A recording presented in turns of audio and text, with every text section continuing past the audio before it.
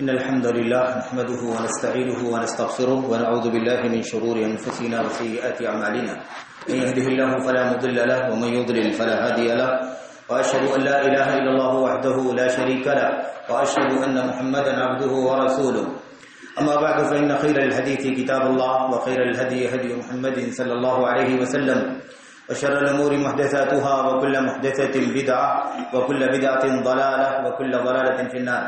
أعوذ بالله من الشيطان الرجيم. بسم الله الرحمن الرحيم. من عمل صالحا من ذكر أو أنثى وهو مؤمن فلنحيينه حياة طيبة ولنجزينهم أجرهم بأحسن ما كانوا يعملون. وقال عز من قائل إن الأبرار لفي نعيم وإن الفجار لفي جحيم. وقال النبي صلى الله عليه وسلم يا بلال اقم الصلاة ارحنا بها وكما قال النبی صلی اللہ علیہ وسلم. برادران اسلام، دینی اور ملی بھائیوں، نوجوان دوستوں، احباب اور بزرگوں، قابل احترام ماں اور بہنوں، عزیز بچوں، ہمیں اور آپ کو اللہ تبارک و تعالیٰ نے اپنی عبادت کے لیے، بندگی کے لیے پیدا فرمایا ہے. اس سے ہم اور آپ اچھی طرح سے واقف ہیں کہ ہماری اور آپ کی پیدائش کا جو مقصد ہے وہ عبادت ہے. عبادت مقصد ہے، اور عبادت کا مقصد کیا ہے ہمیں یہ بھی طے کرنا ضروری ہے، جاننا ضروری ہے کہ مقصد زندگی عبادت ہے اور مقصد عبادت کیا ہے. عبادت کا کیا معنی ہے، عبادت کا کیا مقصد ہے. عبادت جس مقصد سے ہونی چاہیے، کیا وہ مقصد ہماری اور آپ کی عبادت میں پایا جاتا ہے؟ کیا وہ مقصد موجود ہے یا نہیں موجود ہے ہماری اور آپ کی زندگیوں میں، ہماری اور آپ کی عبادتوں میں، بندگی کے کاموں میں؟ آخر وہ جو عبادت کا جوہر ہے، عبادت کی جو خوبی ہونی چاہیے، عبادت کی جو خصوصیت ہونی چاہیے، جس معنی میں عبادت اللہ تبارک و تعالیٰ کی کرنی چاہیے، کیا وہ عبادت ہماری عبادتوں میں، کیا وہ عبادت کا جذبہ ہماری اور آپ کی عبادت میں پایا جاتا ہے؟ یہ اصل میں جاننا بہت زیادہ ضروری ہے، کیونکہ میرے بھائیوں، ہم اور آپ اللہ کے فضل و کرم سے مسلمان ہیں. مسلمان کا مطلب یہ ہوتا ہے کہ ہم اور آپ اللہ تبارک و تعالیٰ کے حکم کے تابع ہیں، اس کے فرمان کے تابع ہیں، اس کے نظام کے تابع ہیں. اور ہم اور آپ اللہ تبارک و تعالیٰ کے تابع رہ کر کے اس کی رضا کے کام کرنا چاہتے ہیں، اس کی ناراضگیوں سے اس دنیا میں بچنا چاہتے ہیں، تاکہ اللہ تبارک و تعالیٰ ان اعمال کی قدر کر لے. جیسا کہ اللہ تبارک و تعالیٰ فرماتا ہے کہ میں قدردان ہوں اپنے بندوں کے اعمال کا. اللہ تبارک و تعالیٰ اور پھر اپنی فضل و کرم سے، اپنی رحمت سے ان نیکیوں کو قبول فرما لے، اور اللہ تبارک و تعالیٰ اپنی رضا سے اور اپنی مغفرت سے نواز کر کے جنت میں داخل فرمائے. یہی مقصد ہماری اور آپ کی زندگی کا. میرے بھائیوں، عبادت کسے کہتے ہیں؟ عبادت اسم جامع لکل ما یحبہ اللہ ویرضاہ من الاقوال والاعمال الظاہرۃ والباطنہ. عبادت کسے کہتے ہیں؟ عبادت کہتے ہیں ہر اس چیز کو جو اللہ کی کتاب کی روشنی میں، اللہ کے نبی صلی اللہ علیہ وسلم کے فرمان کی روشنی میں، خواہ وہ زبان سے بولی جانے والی چیز ہو یا اعضاء اور جوارح کے ذریعے سے کیا جانے والا کام ہو، ظاہری چیز ہو یا پوشیدہ چیز ہو، باطنی چیز ہو، اللہ تبارک و تعالیٰ نے بتلایا ہو کہ اس کام سے میں راضی ہوں، اس کام سے میں خوش ہوں، تو اللہ تبارک و تعالیٰ کی رضا، اللہ تبارک و تعالیٰ کی مرضی اور خوشنودی کے مطابق ہر وہ قول، فعل، عمل اعضاء اور جوارح کے ذریعے سے کیا جائے یا زبان سے کیا جائے، یا مثال کے طور پر وہ ظاہری ہو یا باطنی ہو، اس کا نام عبادت ہے. عبادت کا جو لفظ ہے نا، عبادت، اسی عبادت کے لفظ ہی سے میرے بھائیوں ہم اور آپ بندے ہیں، عبد ہیں. کیونکہ ہم عبد ہیں اس لیے ہم عبادت کرتے ہیں. اللہ تبارک و تعالیٰ معبود ہے کیونکہ وہ عبادت کا مستحق ہے اور اس کی عبادت ہونی چاہیے. عبادت کے لفظ کے اندر کیا چیز پائی جاتی ہے میرے بھائیوں؟ عبادت کا معنی جو ہے وہ یہ ہے، اس کے اندر 3 باتیں پائی جانی چاہیے. میں شارٹ میں بات کرنا چاہتا ہوں اختصار کے ساتھ. عبادت میں ایک چیز تو یہ ہے کہ اللہ تبارک و تعالیٰ کے لیے جو ہم بندگی کرتے ہیں اس میں اللہ تبارک و تعالیٰ کا تعظیمی خوف ہو، عظمت والا خوف ہو.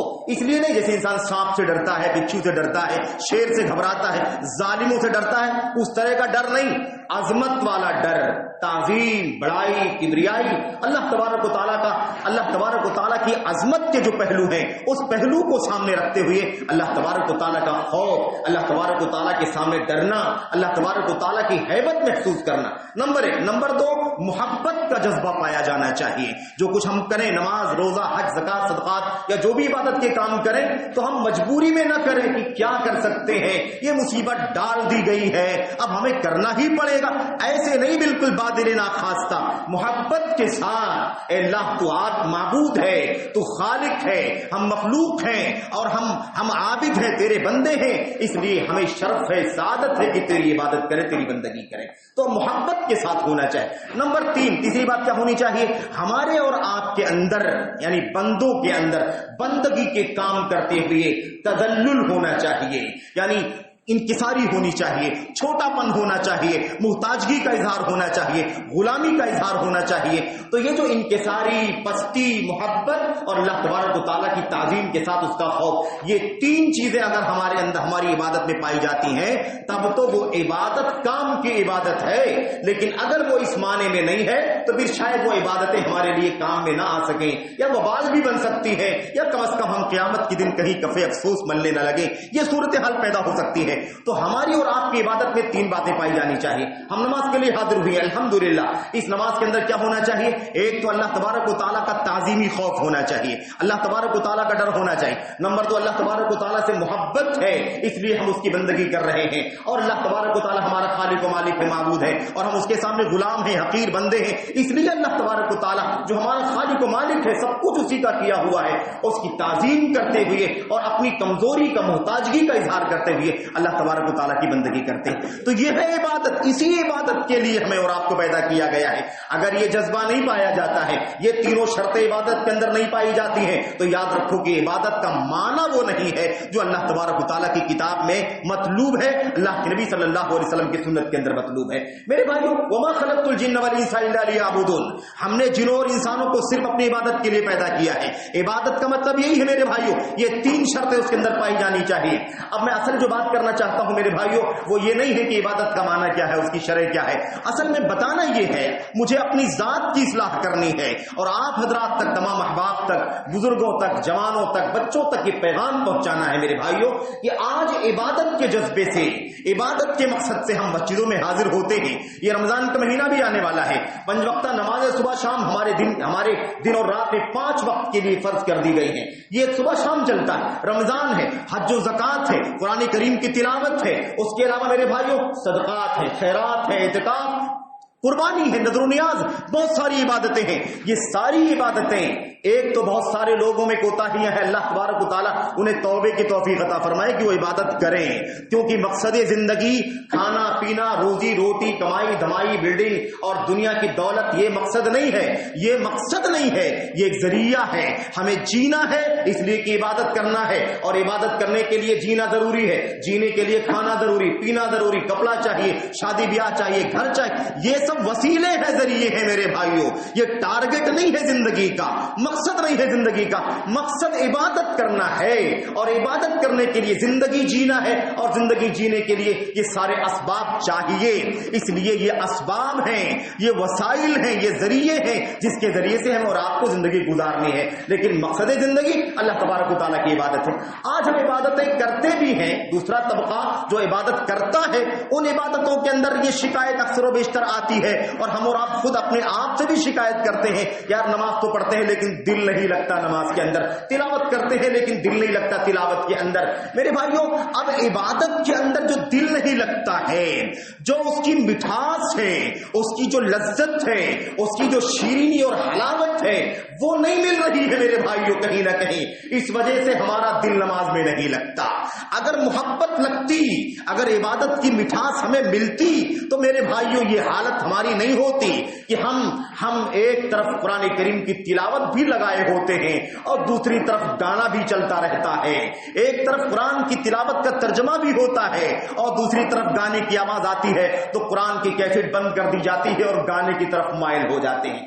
اگر یہ مسئلہ نہ ہوتا میرے بھائیوں تو ہمارے موبائلوں کے اندر اور یہ جو آج کل الیکٹرانک ڈیوائسز ہیں، اس کے اندر اگر ایک فولڈر میں قرآن کریم ہے، سنت ہے، حدیثیں ہیں، قرآن کریم کی آیتوں کی روشنی میں دروس ہیں، علمی محاضرات ہیں، فتاوے ہیں، کتابیں ہیں، تو دوسرے فولڈر کے اندر گانے بجانے اور فلمیں نہیں ہوتی.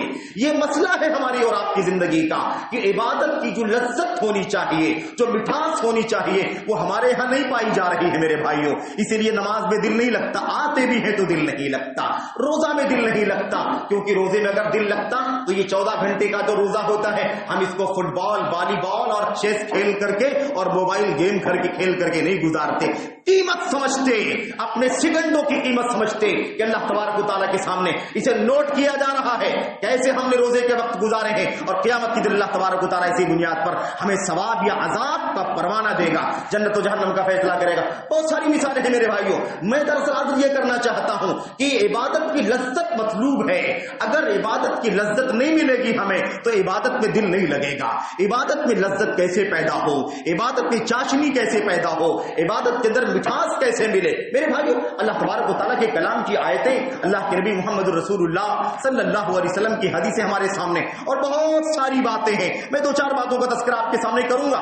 मैं आपके सामने ये बात अर्ज करना चाहता हूं, वो नबी करीम सल्लल्लाहु अलैहि वसल्लम, जरा जज्बा देखो, वो नबी सल्लल्लाहु अलैहि वसल्लम, आपके आंखों की ठंडक थी नमाज, आपके आंखों की ठंडक थी नमाज। आपसे ज्यादा नमाज पढ़ने वाला दुनिया में कोई नहीं हो सकता है। फराइज नवाफिल का आलम ये था, आपके अगले पिछले गुनाह माफ कर दिए गए थे, उसके बावजूद आप इतने नवाफिल पढ़ा करते थे कि आपके पैरों में वर्म आ जाया करता था, पैरों में सूजन आ जाया करती थी। साहबा पूछते थे इतनी मेहनत करने की जरूरत क्या है? अल्लाह तबारक व तआला ने आपके अगले पिछले गुनाहों को माफ फरमा दिया है। आप फरमाते थे अफला अकूनु अब्दन शकूरा, मेरे गुनाह अगर माफ कर दिए गए हैं तो फिर इसका मतलब यह है कि मुझे बहुत ज्यादा शुक्रिया अदा करना चाहिए अल्लाह तबारक व तआला का। इसका मतलब थोड़ी ना है कि इबादत गुनाह माफ कर दिए गए हैं तो अब छुट्टी ले ली जाए और अब आसानी के साथ जो समझ में आए किया जाए, जो ना समझ में आए ना किया जाए। नहीं, आप देखिए कितनी मिठास थी, कितनी मोहब्बत थी मेरे भाइयों, मेरे बुजुर्गों, अल्लाह के नबी मोहम्मद रसूलुल्लाह सल्लल्लाहु अलैहि वसल्लम को। कुरान करीम की मिसाल ले लीजिए, कुरान करीम अल्लाह के नबी पर नाजिल हुआ, आपने न जाने कितनी मरतबा उसको पढ़ा, कितनी मरतबा तिलावत किया आप सल्लल्लाहु अलैहि वसल्लम ने। और आपसे ज्यादा कुरान को कौन समझ सकता था? आपके दिल में जितनी मोहब्बत कुरान की थी, भला दुनिया में किसी और के दिल में कैसे मोहब्बत हो सकती है? उसके बावजूद आप देखिए मिठास देखो कुरान करीम की, आप शीरीनी देखें, हलावत देखें कुरान करीम की तिलावत की कि कितनी मिठास थी कुरान करीम के अंदर। और नबी करीम सल्लल्लाहु अलैहि वसल्लम के दिल के अंदर वो मिठास किस तरह से उतर चुकी थी। नबी करीम सल्लल्लाहु अलैहि वसल्लम ने साहबे रसूल से कहा इक़रा अलैहिल कुरान, जरा है मेरे साथी कुरान करीम पढ़ करके सुनाओ, कुरान की तिलावत करो। अल्लाह के नबी अलैहिस्सलाम ने कहा, इब्न मसूद ने कहा अक़रअ अलैका व अलैका उन्ज़िल, अल्लाह के नबी सल्लल्लाहु अलैहि वसल्लम मैं आपको कुरान पढ़ करके सुनाऊं? क्या मतलब है इसका? आप ही पर तो कुरान उतरा है, आपने न जाने कितनी मरतबा पढ़ा है, भला मुझसे पढ़वा करके आप क्यों सुनना चाहते हैं? अल्लाह के नबी अलैहिस्सलाम ने फरमाया इन्नी उहिब्बु अन अस्माअहु मिन गैरी, मुझे मोहब्बत है मेरे रब के कलाम से और मैं चाहता हूं कि मैं खुद तो पढ़ता ही हूं लेकिन मैं चाहता हूं कि अपने अलावा किसी से पढ़वा करके सुनूं। और हुआ क्या? पढ़ना शुरू कर दिया, पढ़ते गए पढ़ते गए पढ़ते गए। मेरे भाइयों, चंद आयतें गुजरी, नबी करीम सल्लल्लाहु अलैहि वसल्लम ने सर झुका करके हाथ को रख करके सुनते रहे। आपने सुना और सुनने के बाद एक मौके पर, एक जगह पर पहुंच करके फकैफा इज़ा जिअना मिन कुल्लि उम्मतिन बिशहीदिन व जिअना बिका अला हाउलाइ शहीदा, यहां पहुंचे, आपने फरमाया हस्बुक, बस करो। उसके बाद सहाबी कहते हैं कि अल्लाह के नबी ने अपने सर को ऊपर उठाया, फइज़ा ऐनाहु तज़रिफान, तो आपकी आंखों से आंसू जारी थे। भला वो नबी जिस पर कुरान उतरा, सैकड़ों हजारों मरतबा तिलावत अल्लाह के नबी ने किया, लेकिन कितनी मोहब्बत थी, कितनी मिठास थी अल्लाह के नबी अलैहिस्सलाम के दिल में, कुरान करीम की उतरी हुई थी कि उसके बावजूद भी इतना मुतासिर हुए, इतना असर हुआ आपके दिल पर कुरान का कि आप ज़ारो किताब रोने लगे। मेरे भाइयों, ऐसा अल्लाह के नबी सल्लल्लाहु अलैहि वसल्लम। और मिसाल आप देखिए, अल्लाह के नबी अलैहिस्सलाम नमाज से कितनी मोहब्बत, कितनी मिठास नमाज के अंदर, कितनी शीरीनी। जब भी कोई मुसीबत आती, परेशानी आती, कोई गैर मुनासिब खबर आती, कोई दुश्मन इस्लाम की फौज के खिलाफ, मुसलमानों के खिलाफ, मदीना मुनव्वरा के खिलाफ कोई साजिश कर रहा है, आपको पता चलता, अल्लाह के नबी अलैहिस्सलाम टेंशन में आ जाते, फिक्रमंद हो जाते और जल्दी से पहुंचते, कहते या बिलाल अक़ीमिस सलाह अरिहना बिहा, ए बिलाल अजान दो, इकामत कहो, नमाज के जरिए से मुझे राहत और सुकून पहुंचाओ। नमाज से सुकून मिलता था, नमाज से सुकून मिलेगा आज भी, अगर नमाज की मोहब्बत और उसकी मिठास हमारे दिल में उतर जाए। आज हम नमाज पढ़ते भी हैं मेरे भाइयों तो ऐसा लगता है कि कोई बोझ उतार रहे हैं, कोई लोड था जिसको अनलोड कर रहे हैं मेरे भाइयों, ऐसा लगता है आमतौर पर। इल्ला मन रहीम अल्लाह, हमारे अल्लाह के बंदे, हमारे बुजुर्गान ऐसे हैं अल्हम्दुलिल्लाह जिनके दिलों में वाकई अल्लाह की किताब की मोहब्बत है, इबादतों की लज्जत और चाशनी उनके दिलों के अंदर है। लेकिन आमतौर पर हमारी और आपकी जो جو حالت ہے میرے بھائیوں اس کا معاملہ یہی ہے۔ میرے بھائیوں میرے بزرگوں سوال یہ پیدا ہوتا ہے کہ محبت کیسی محبت ہے؟ ایمان کی محبت، عبادات کی لذت اور چاشنی بھلا ہماری اور آپ کے دلوں میں کیسے پیدا ہو سکتی ہے؟ کیوں نہیں ہے یہ چاشنی، یہ مٹھاس کیوں نہیں ہمارے دلوں کے اندر پیدا ہو رہی ہے؟ اس کے اسباب کیا ہیں؟ میں دو چار باتیں آپ کے سامنے ذکر کرنا چاہتا ہوں۔ آپ کو ایک بات اور بتا دوں، امام ابن القیم رحمۃ اللہ علیہ کا نام آپ سنتے رہتے ہیں، ان کے استاد امام ابن تیمیہ رحمۃ اللہ علیہ کا نام سنتے رہتے ہیں۔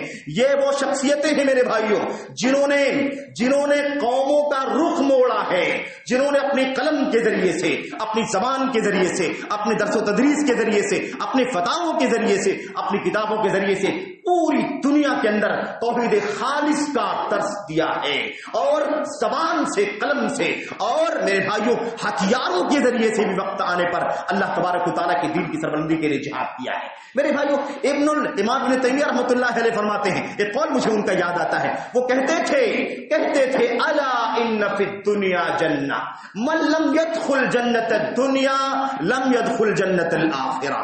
سن لو، جیسے آخرت میں جنت ہے جس کا انتظار ہم اور آپ کر رہے ہیں، ویسے ہی آخرت سے پہلے دنیا میں بھی جنت ہے، یہاں بھی جنت ہے جیسے آخرت میں جنت ہے۔ اور یاد رکھو، جو دنیا کی جنت میں داخل نہیں ہو سکا وہ آخرت کی جنت میں داخل نہیں ہو سکے گا۔ وہ دنیا کی جنت کہاں ہے میرے بھائیوں میرے بزرگوں؟ وہ دنیا کی جنت کہاں ہے؟ یہی دنیا کی جنت ہے کہ ہم اللہ تبارک و تعالیٰ کی بندگی کریں، پورے اخلاص کے ساتھ، پوری محبت کے ساتھ، شیرینی کے ساتھ اللہ کی کلام پڑھیں، اللہ کے کلام کی تلاوت کریں میرے بھائیوں، تو آنکھوں سے آنسو جاری ہو جائیں۔ اللہ تبارک و تعالیٰ کے کلام میں جنت کا تذکرہ آئے تو میرے بھائیوں ایمان تازہ ہو جائے، جہنم کا تذکرہ آئے تو آنکھوں سے آنسو جاری ہو جائے۔ یہ طریقہ ہونا چاہیے، یہ ماحول بننا چاہیے، لیکن افسوس کہ ایسا ہماری اور آپ کی زندگیوں میں نہیں ہے۔ یہ ایک بہت بڑا سوال ہے میرے بھائیوں کہ آخر کیا بات ہے کہ ہماری اور آپ کی نمازوں کے اندر وہ چاشنی نہیں، وہ روزے میں محبت نہیں، وہ عبادات کی لذت نہیں، وہ قرآن کریم کے اندر چاشنی نہیں میرے بھائیوں۔ آخر یہ عبادت کی لذت اور چاشنی کیسے حاصل ہوگی؟ ایک بات تو اس کے لیے یہ ہے، سب سے پہلی ذمہ داری ہے میرے بھائیوں، سب سے پہلی ذمہ داری ہے کہ ہم اور آپ کو رب ذوالجلال کو، اپنے خالق و مالک حقیقی کو، جس کی نماز، جس کا روزہ، جس کا کلام، جس کا حج، جس کا عمرہ، اور جس کے لیے ساری عبادت کے ہم کام کر رہے ہیں، اس اللہ تبارک و تعالیٰ کو کما حقہ پہچان لے۔ صحیح معرفت ہونی چاہیے اللہ تبارک و تعالیٰ کی معرفت، اللہ تبارک و تعالیٰ کے بارے میں ہمیں جو علم ہے نا، علم اللہ کی بابت علم ہمارا مضبوط نہیں ہے، کمزور ہے، مانے کہ نہ مانے اسے ماننا ہی پڑے گا میرے بھائیوں کہ ہمارے اور آپ کے دلوں کے اندر اللہ تبارک و تعالیٰ کی معرفت، اللہ تبارک و تعالیٰ کے بارے میں جو علم ہونا چاہیے وہ ہمارے دلوں کے اندر اس طرح سے نہیں پایا جاتا جیسا ہونا چاہیے۔ میں آپ کو بتا دوں، اللہ تبارک و تعالیٰ کی معرفت اگر ہمارے دلوں میں ہوتی میرے بھائیوں تو جو کچھ ہماری اور آپ کی زندگی کا حال ہے شاید ہی ہماری اور آپ کی زندگی کا حال نہیں ہوتا۔ ہم امت کے اسلاف کی تاریخ کو پڑھیں گے تو حیران ہو جائیں گے میرے بھائیوں۔ جو اللہ تبارک و تعالیٰ کو پہچانتا ہے وہ کبھی وہ حرکت نہیں کرتا ہے جو ہم اور آپ کرتے ہیں میرے بھائیوں میرے بزرگوں۔ اللہ تبارک و تعالیٰ کی معرفت کے لیے سب سے بڑا کام کون سا ہے؟ سب سے بڑا کام کون سا ہے؟ سب سے بڑا کام یہ ہے کہ اللہ تبارک و تعالیٰ کو اس کے اسماء حسنہ اور اس کے صفات اولیاء کے ذریعے سے پہچانا جائے۔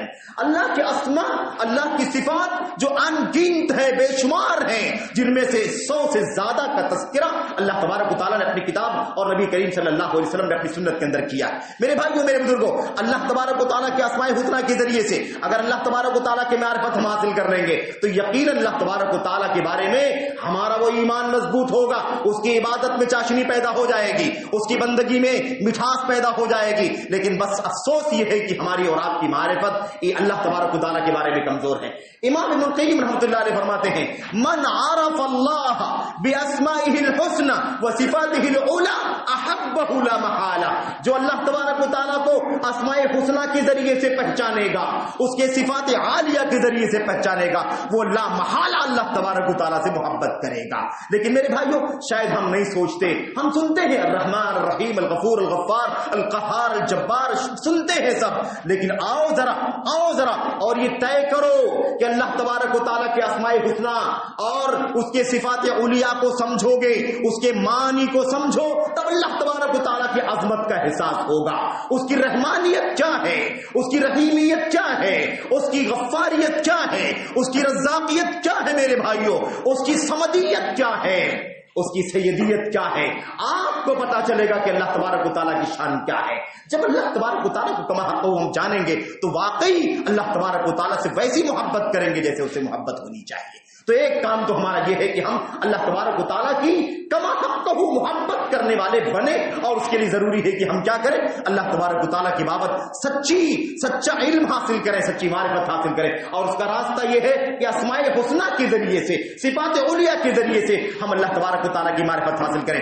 ایک بات کی طرف اشارہ کر دینا چاہتا ہوں، ہم قرآن کریم کی آیتوں کو پڑھتے ہیں، قرآن کریم کی آیتوں کو پڑھتے ہیں، آیتوں میں بہت ساری باتیں بتلائی جاتی ہیں، اور اس کے بعد قرآن کی اس آیت کریمہ کا اختتام اللہ تبارک و تعالیٰ کے ناموں میں سے کسی نام سے ہوتا ہے، غفور رحیم سے ہوتا ہے، علیم حکیمہ سے ہوتا ہے، سمیع علیم سے ہوتا ہے، لیکن ہم یہ غور نہیں کرتے کہ اس آیت میں جو بات بتلائی جا رہی ہے، اس بات کے بتانے کے بعد اللہ نے سمیع علیم کیوں کہا، علیم حکیم کیوں کہا، غفور رحیم کیوں کہا، یہی کیوں کہا، اس کے سوا کچھ اور کیوں نہیں کہا۔ اللہ تعالیٰ کے بہت سارے نام ہیں، لیکن ان ناموں کا استعمال اللہ نے کیوں نہیں کیا، یہاں اسی نام کا استعمال کیوں کیا، یہ ایک نقطہ ہے۔ اگر آپ اس پر بھی غور کریں گے تو انشاءاللہ تبارک و تعالیٰ، اللہ تبارک و تعالیٰ کے بارے میں ہمیں اور آپ کو گہری معرفت ہوگی۔ اللہ تبارک و تعالیٰ کے سلسلے میں ہماری اور آپ کی معرفت کے اندر واقعی گہرائی ہوگی، اور اللہ سے سچی محبت کرنے والے اور اس کی عبادت و بندگی میں چاشنی اور محبت پانے والے ہو جائیں گے۔ تو ایک بات تو یہ ہے۔ دوسری بات یہ ہے کہ ہمیں اگر اللہ اپنی عبادت کے اندر، اللہ تبارک و تعالیٰ کی عبادت میں اپنے دل کے اندر میرے بھائیوں مٹھاس پیدا کرنی ہے، شیرینی پیدا کرنی ہے، اور چاشنی ہم چاہتے ہیں، تو اس کے لیے دوسرا کام ہمیں کیا کرنا ہے؟ دوسرا کام ہے اپنے نفس کو، اس نفس امارہ کو جس میں گناہ ہے، جس میں بدعملی ہے، جس میں خیانت ہے، جس میں بے خوفی ہے، اس نفس امارہ کو کچلو، اس کو دباؤ، اس کو گناہوں کی طرف جانے سے روکو، اسے آمادہ کرو کہ تو بندہ ہے اللہ تبارک و تعالیٰ کا۔ اس لیے تجھے اللہ کی بندگی کو سب سے زیادہ اہم ٹارگٹ سمجھنا ہے، اس کے سوا کسی اور مقصد کے لیے ہماری پیدائش نہیں ہوئی۔ یا ایھا الذین آمنوا اصبروا وصابروا ورابطوا واتقوا اللہ ان اللہ خبیر بما تعملون۔ واتقوا اللہ، اللہ تبارک و تعالیٰ کیا فرماتا ہے؟ لعلکم تفلحون، تم شاید تاکہ تم کامیاب ہو جاؤ۔ کامیابی کے لیے کیا کرنا پڑے گا؟ اے ایمان والو اصبروا، مضبوطی سے قائم رہو، جم جاؤ، استقامت کے ساتھ رہو۔ وصابروا، صابرو کا مطلب کیا ہوتا ہے؟ صابرو کا مطلب ہوتا ہے میرے اپنا ماحول، اپنا ضمیر، اپنا رویہ، اور آپس میں ایک دوسرے کو صبر کی تلقین کرو۔ ورابطوا، اور مضبوطی کے ساتھ قائم رہو اللہ تبارک و تعالیٰ کی بندگی پر۔ واتقوا اللہ، اللہ تبارک و تعالیٰ کا تقویٰ اختیار کرو، تم انشاءاللہ تبارک و تعالیٰ کامیاب ہو جاؤ گے۔ میرے بھائیوں، میرے بزرگوں، آپ دیکھیے اس کا حکم بار بار دیا گیا ہے۔ حضرت رسول کریم صلی اللہ علیہ وسلم کے بارے میں تو ہم اور آپ بہت ساری بات جانتے ہی ہیں۔ نبیوں کے بارے میں کئی جگہوں پر اللہ تبارک و تعالیٰ نے کیا فرمایا؟ آپ نے فرمایا اللہ نے فرمایا نماز قائم کرو، وَاسْتَبِرْ عَلَيْهَا۔ وَاسْتَبِرْ عَلَيْهَا کا لفظ کیا مطلب ہے اس کا؟ اس پر جمے رہو۔ نماز پڑھنے کا جی نہیں لگتا، نماز سے جی بھاگتا ہے، گناہوں کی طرف جاتا ہے، فلموں کی طرف جاتا ہے، کاروبار کی طرف جاتا ہے۔ دکان کھلی ہوئی نماز کے لیے نہیں آتے ہم، ہماری جاب کا مسئلہ ہے نماز کے لیے ہم نہیں آتے۔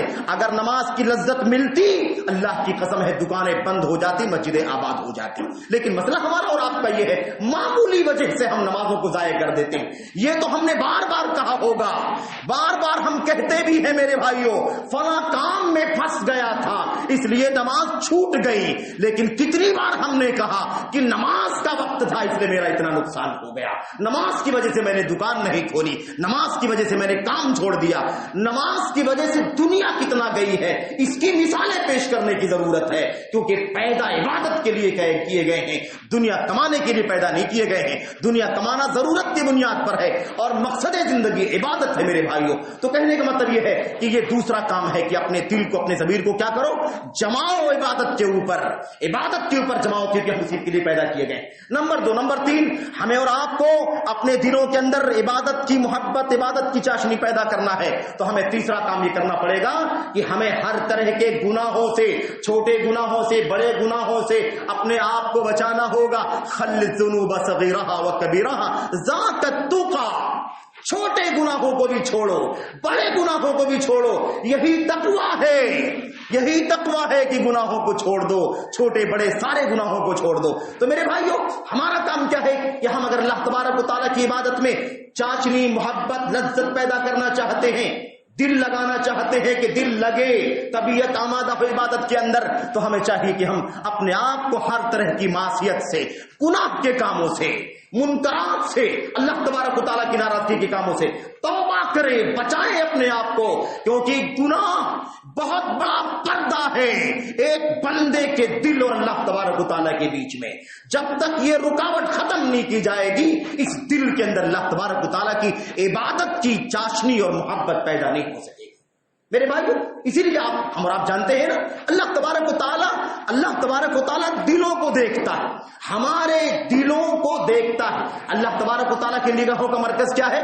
ہمارا ظاہر نہیں ہے، ہمارا ظاہر نہیں ہے، بلکہ ہمارا باطن ہے جو اندر چھپا ہوا ہے. میرے بھائی، ان اللہ سبحانہ و تعالیٰ لا ينظر الى صوركم واجسامكم ولكن ينظر الى قلوبكم واعمالكم. اللہ تبارک و تعالیٰ تمہاری شکلوں کو نہیں دیکھتا، اللہ تبارک و تعالیٰ تمہاری صورتوں کو نہیں دیکھتا، تمہارے جسموں کو نہیں دیکھتا، تمہارے مالوں کو نہیں دیکھتا، بلکہ اللہ تبارک و تعالیٰ تمہارے دلوں کو دیکھتا ہے، تمہارے عملوں کو دیکھتا ہے. تو اصل میں اصلاح یہاں کرنی ہے، گندگی یہاں سے نکالنی ہے. اللہ کے نبی نے فرمایا تھا، الا ان التقوى هنا، الا ان التقوى هنا. سن لو، تقوی یہاں ہے. یہاں سے اصلاح کرو گے تو اصلاح ہو جائے گی. یہ تو کبھی ممکن نہیں ہے میرے بھائیوں کہ دنیا کی ساری رنگینیاں، گانے بجانے، فحاشی، حرام حلال، جائز ناجائز، تصویریں، فلمیں اور میڈیا، تو آج سب کچھ آسان کر دیا گیا میرے بھائیوں. اور میرے بھائیوں، ٹکے میں دنیا کی ساری برائیاں ہماری اور آپ کی آنکھوں کے سامنے آ جاتی ہیں.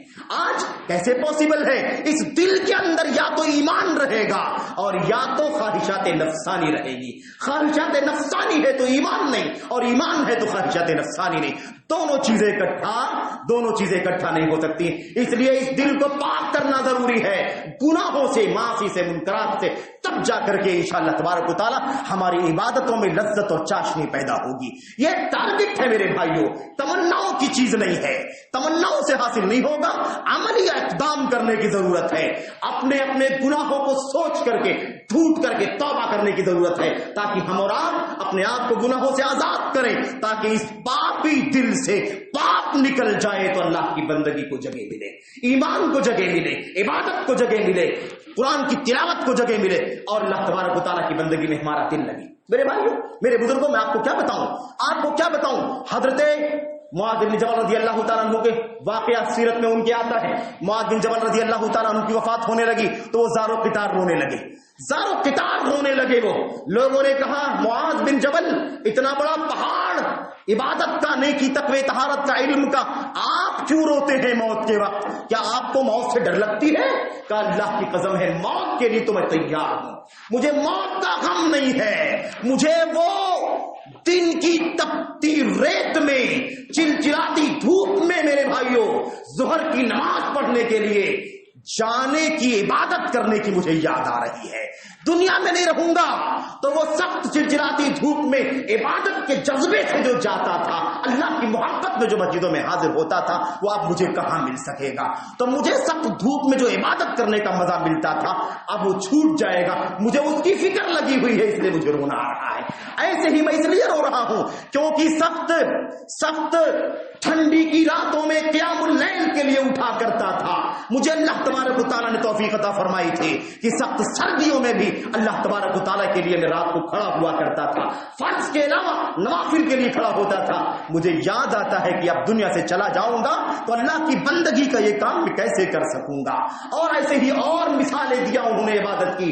کہا میں دنیا سے جانے پر نہیں رو رہا ہوں، بلکہ اس لیے رو رہا ہوں کہ دنیا سے جاؤں گا، عبادت کی جو لذت اور چاشنی میرے سینے کے اندر چھپی ہوئی ہے، میں اس چاشنی اور حلاوت کو میں اب کیسے پا سکوں گا؟ دنیا سے چلا جاؤں گا. یہ بھی جذبہ آپ نے مثال سنی ہے ایسی کبھی؟ یہ بھی مثال تھی ہمارے اسلاف کی میرے بھائیوں. اس قدر پاک تھا ان کا دل، اس طرح پاک تھا ان کا جذبہ، اور عبادت کے اندر چاشنی ایسی پائی جاتی تھی. میرے بھائیوں، عبادت کی چاشنی پیدا کرنا ہے، ایک کام اور بھی ہمیں کرنا چاہیے. وہ کام کیا ہے؟ وہ کام خود اللہ کے کلام نبی کے فرمان کے اندر موجود ہے. وہ یہ ہے کہ ہم جو بھی عبادت کا کام کرنے کے لیے آتے ہیں، یہ نماز ہے، جمعے کی نماز، 5 وقتہ نماز ہے، نوافل ہے، سنن رواتب ہے، نمازوں کے آگے پیچھے کی سنتیں، یا اس کے علاوہ یہ روزہ ہے، حج و زکات ہے، صدقات و خیر، کوئی بھی عبادت کریں تو پوری للہیت کے ساتھ کریں، اللہ کی رضا جوئی کے لیے، اللہ کی خوشنودی حاصل کرنے کے لیے، جنت حاصل کرنے کے جذبے سے کریں. جب یہ جذبہ ہر دم زندہ رہے گا کہ میں آیا ہوں، اب میں کھڑا ہونے جا رہا ہوں، میں حالت قیام میں ہوں، اللہ کے سامنے کھڑا ہوں، مجھے اللہ کے لیے عبادت کرنی ہے کیونکہ اس کا صلہ ملنا ہے جنت کی شکل میں، مرنے کے بعد اس کا صلہ ملے گا. اگر اس وقت اخلاص کا جذبہ پیدا ہو جائے تو میرے بھائیوں، میرے بزرگوں، انشاءاللہ تبارک و تعالی ہماری عبادتوں کے اندر لذت اور چاشنی پیدا ہونے لگے گی. میں آپ کو بتاؤں امام ابن القیم رحمۃ اللہ علیہ نے کیا کہا؟ ان الابرار لفی نعیم وان الفجار لفی جحیم. یقیناً نیک لوگ کہاں ہوں گے؟ نعمتوں میں ہوں گے. اور بدعمل لوگ، بد کردار لوگ کہاں ہوں گے؟ سجین میں ہوں گے، جیل میں ہوں گے. بہرحال سجین کی تعریف آپ جانتے ہیں، سجین کا معنی کہ وہ بالکل ساتویں زمین کی بالکل نچلی تہ میں ایک نہایت تنگ جگہ ہے جہاں اللہ تبارک و تعالیٰ گنہگاروں کو، بدعملوں کو، کافروں کو رکھے گا. بہرحال میرے بھائیوں، ابن القیم رحمۃ اللہ علیہ فرماتے ہیں کوئی یہ نہ سمجھے ان دونوں آیتوں سے کہ یہ نعمتیں نیک لوگوں کو صرف قیامت کے دن ملیں گی اور بدعملوں کو یہ سجین صرف قیامت کے دن ملے گا. نہیں، ایسی بات نہیں ہے. یہ نیک لوگوں کو، ابرار کو نعمتیں اس دنیا میں بھی ملیں گی، مرنے کے بعد برزخ میں بھی ملیں گی، اور اس کے بعد آخرت میں بھی ملیں گی. ایسے ہی بدعملوں کو اس دنیاوی زندگی کے اندر اللہ تبارک و تعالیٰ کا قید خانہ ہے. یہ قید خانہ دنیا میں بھی ہے، مرنے کے بعد برزخ میں بھی رہے گا، اور اس کے بعد قیامت کے دن پیشی جب اللہ کے سامنے ہوگی تو قیامت کے دن بھی یہ اسی سجین کے اندر رہیں گے. تو یہ نعمتیں نیک لوگوں کو دنیا میں، برزخ میں، آخرت میں، اور بدعملوں کو سجین دنیا میں، برزخ میں، ہر جگہ سلسلہ چلتا رہے گا. وہ کیسی نعمت ہے میرے بھائیوں؟ ایمان والوں کی نعمت یہی ہے کہ مخلص ہو کر کے اللہ کی رضا کے لیے بندہ عبادت کر لے، اس کا دل عبادت سے لبریز ہو، توحید سے لبریز ہو، شرک سے خالی ہو، بدعت سے خالی ہو، اعمال صالحہ سے آباد ہو، اور گناہوں سے، منکرات سے خالی ہو. یہ ہے ہمارا جذبہ جو ہمارے اندر پیدا ہونا چاہیے. اور آخری بات، ایک بات اور ہے، وہ بات یہ ہے کہ ہم جب عبادت کے لیے کھڑے ہوں تو یہ نہ سمجھیں کہ ہم مر جاتے ہیں، مر جائیں گے تو جیسے بہت سارے لوگ مر گئے، دنیا سے چلے گئے، ان کا منصب چلا گیا، ان کا عہدہ چلا گیا، ان کی دولت چلی گئی، ان کی جائیداد چلی گئی، ان کا گھر چلا گیا، ان کے اعزاء قریب چلے، سب فوت ہو گئے. یہ جذبہ لے کے عبادت کرنا ہوگا کہ یہ دنیا کا سب کچھ چلا جائے گا لیکن یہ عبادت ہی ہے جو ہمارے ساتھ لے جائے گی، یہ اللہ کے سامنے ہماری نجات کا ذریعہ بنے گی. یہ جذبہ ایمان کا ہونا چاہیے. سب فنا ہو جائے گا لیکن کیا جائے گا؟ ہمارا عمل جائے گا. یہ کورونا کی مہاماری ہے، بہت سارے خاص لوگ چلے گئے، عام لوگ چلے گئے، اعزاء گئے، اقارب گئے، چوٹی کے علماء، پہاڑوں کی طرح علماء بھی دنیا سے چلے گئے. لیکن بھلا بتاؤ کہ جو لوگ گئے ہیں ان جانے والوں میں کون کون کیا کیا لے کر کے گیا ہے؟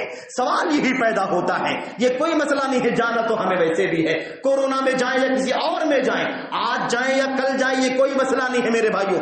موت مصیبت نہیں ہے، موت مصیبت ہمارے لیے نہیں ہے، موت مصیبت ہمارے پسماندگان کے لیے ہے، اعزاء قریب کے لیے ہے، رشتہ داروں کے لیے ہے، ورنہ ہمارے لیے کوئی مصیبت نہیں ہے. موت جو مرنے والا اس کے لیے کوئی مصیبت نہیں میرے بھائیوں، کیونکہ موت تو حقیقت ہے، مرنا ہی مرنا ہے. مسئلہ یہ ہے کہ کون کیا لے کر کے مرا ہے، کون دنیا کے پیچھے تھا مر گیا، کون دنیا آخرت کے پیچھے تھا مر گیا، کون عبادت لے کر کے گیا، کون علم لے کر کے گیا، کون دین کی توحید کی خدمت لے کر کے گیا، کون اللہ کی رضا کے ساتھ زندگی گزارتا ہوا گیا، اور کون منکرات پر زندگی گزارتا ہوا چلا گیا. یہ ہے اصل سوال میرے بھائیوں. تو ہمارا کام کیا ہے؟ ہمارا کام یہ ہے کہ ہم یہ سوچیں کہ ہماری ایک بھی نیکی اللہ نہیں ضائع کرنے والا ہے. یہ نماز کے لیے کھڑے ہیں، اللہ کے لیے ہونا چاہیے نیکی ہمارے نام عمل کا حصہ ہو. اللہ تبارک و تعالیٰ اس پر اجر عطا فرمائے گا. اور آپ کو پتا ہے نا انسان کی موت ہوگی تو کیا ہوگا؟ جب فرشتے عذاب کے آئیں گے نا، سر کی طرف سے آئیں گے، فوراً نماز کھڑی ہو جائے گی. ادھر سے آنے کا راستہ نہیں ہے کیونکہ یہ نماز پڑھا کرتا تھا. عذاب کا فرشتہ پیر کی طرف جائے گا، ادھر سے روزہ کھڑا ہو جائے گا. مالک من سبیل، ادھر سے آنے کا کوئی راستہ نہیں ہے کیونکہ یہ روزہ رکھا کرتا تھا. دائیں سے آئے گا، صدقہ کھڑا ہو جائے گا.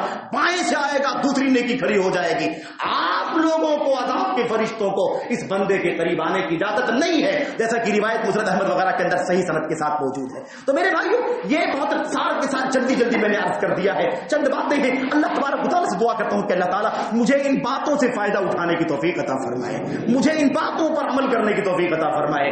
اور میرے بھائی، میرے احباب، میرے بزرگ، میرے جوان ساتھی اور میرے عزیز بچے اور قابل احترام مائیں اور بہن جو بھی سن رہی، اللہ تبارک و تعالیٰ سبوں کو اللہ کے کلام کی آیات سے اور نبی کریم صلی اللہ علیہ وسلم کی سنت کی باتوں سے، امت کے سلف کی زندگیوں سے فائدہ اٹھانے کی توفیق عطا فرمائے، عبرت حاصل کرنے کی، نصیحت حاصل کرنے کی توفیق عطا فرمائے. اللہ عز و جل ہمیں اپنی عبادتوں میں لذت اور شیرینی پیدا کرنے کی توفیق عطا فرمائے. عبادتوں کا اثر ہونا چاہیے ہماری زندگی میں.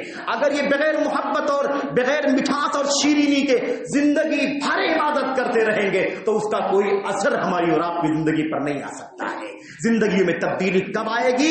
جب عبادتیں بامانہ ہوں گی، جب عبادتوں میں شیرینی ہوگی، عبادتوں میں مٹھاس ہوگی. اللہ تبارک و تعالیٰ اسے اپنے بارگاہ میں قبول کر لے گا. تب جا کر کے اس لائق ہوگی تو ہماری زندگیوں میں تبدیلی پیدا ہوگی. میرے بھائی، اللہ سے دعا ہے کہ اللہ تبارک و تعالیٰ ہمیں جب تک زندہ رکھے، ایمان پر زندہ رکھے، ہمیں مقصد زندگی عبادت کو سمجھنے کی توفیق عطا فرمائے، اس پر سیریسلی ہمیں سوچنے کی توفیق عطا فرمائے.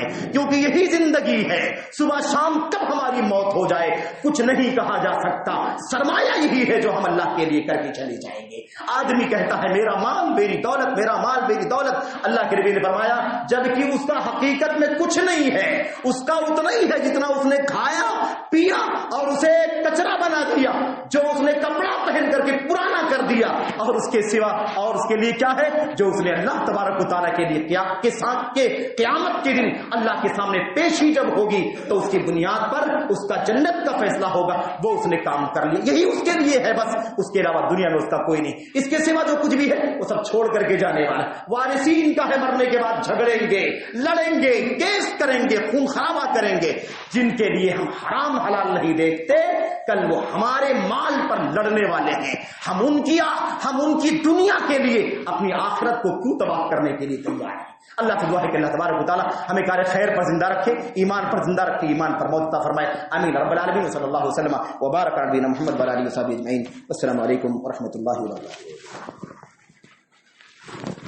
الحمد لله نحمده ونستعينه ونستغفره. اللهم صل على محمد وعلى ال محمد كما صليت على ابراهيم وعلى ال ابراهيم انك حميد مجيد. اللهم بارك على محمد وعلى ال محمد كما باركت على ابراهيم وعلى ال ابراهيم في العالمين انك حميد مجيد. سبحان ربك رب العزة عما يصفون والسلام على المرسلين والحمد لله رب العالمين.